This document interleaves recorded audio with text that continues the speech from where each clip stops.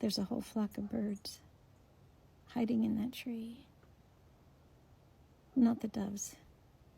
Those you can see pretty easily, but there's a whole flock of songbirds that just landed and disappeared amongst the branches.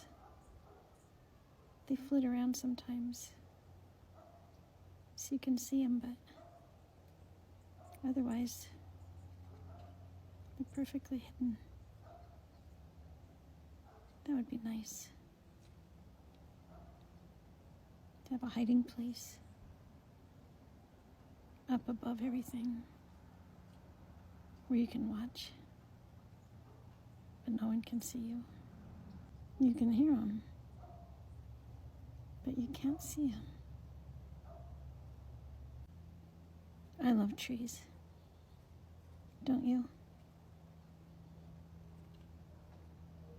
I think it's one of the best gifts God gave us.